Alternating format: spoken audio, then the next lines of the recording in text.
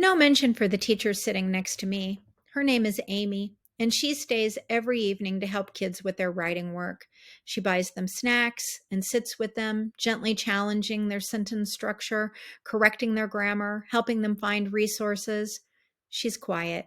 She never speaks up in staff meetings, but she is quietly the best writing teacher our school has ever had.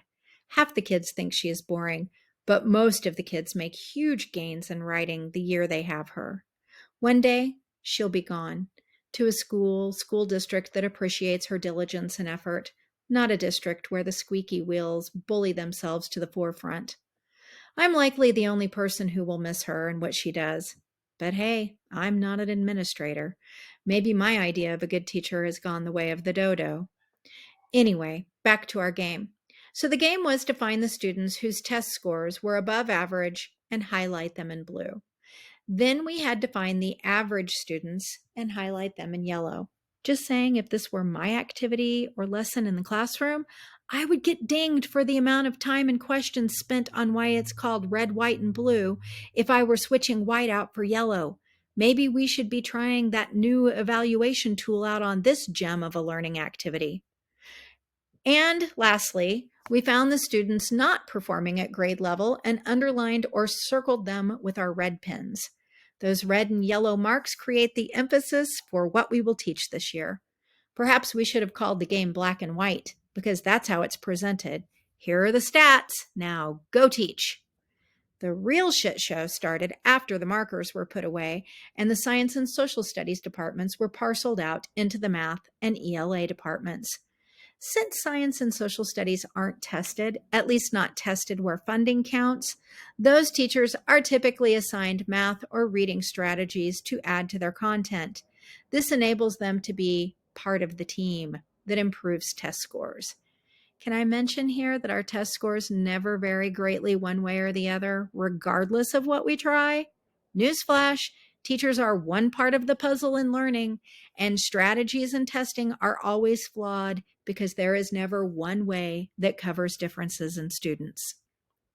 Anyway, science and social studies teachers love having the math and ELA departments tell them what things they can add to help. Brad says the science department chair and resident rebel against the man gathered a huge handful of candy from the center of his table, stood, and sauntered out of the library where we had been having this fun get together. Since we were all still sitting in, since we all still since we were all still getting into our new groups and hadn't even begun the data analysis, it was quite a show. We all watched him go, longingly. Anita, our administrator, was the only one who stalked out after him. And for the remaining 30 minutes of our collaborative time, sans Anita, thanks to Brad, we all talked about what we had done that summer. Red, white, yellow, and blue was a stimulating success, as it is every year. And I just spent 30 minutes obsessing and immortalizing a staff development day in my freaking journal. I have real issues. Wednesday, August 17th, 2016, 9 p.m. Paulo is annoyed with me already. I crawled through the door tonight ready for bed, and the sun hadn't even set.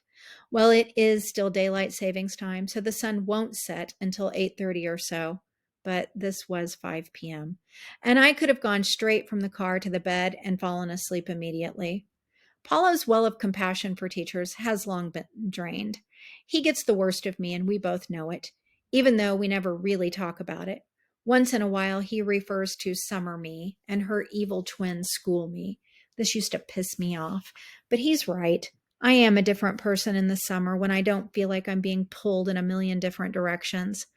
I stayed late yesterday, Paulo was off, to work on my lesson plans that, for whatever reason, have to be turned into administration on the first day of each week this year. It's supposed to make using the new evaluation tool easiest for all of us. The new policy was buried deep in the 352 emails I had gotten over the summer. Part of my goal in staying late last night was to finish reading them all. Then, when I did get home and actually got to bed, I couldn't sleep. I wanted to, but I couldn't. And when I did, it was the kind of sleep you get when you are on an airplane. where you're kind of aware of what is going on, but sleeping. When 4 a.m. rolled around, I was only too happy to get up and end the torture of trying to sleep. Overall, my classes went really well, though. I like my students, many of which are repeats from when I taught sixth grade. What I love about the first days is that we all get to be the people we wish we could be every day.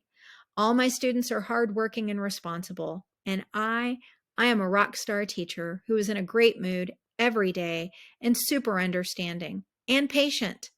This facade will crumble in about 4 to 5 weeks, but for right now, school life is good. Home life, not so much. But hey, in what perfect world is home and work life ever in sync? Friday, August 19th, 2016, 4 p.m. Woohoo! It's Friday. Week 1 done. Mimi and I are going for a walk to the park tonight, and I think we will order Jimmy John's. Love weekends so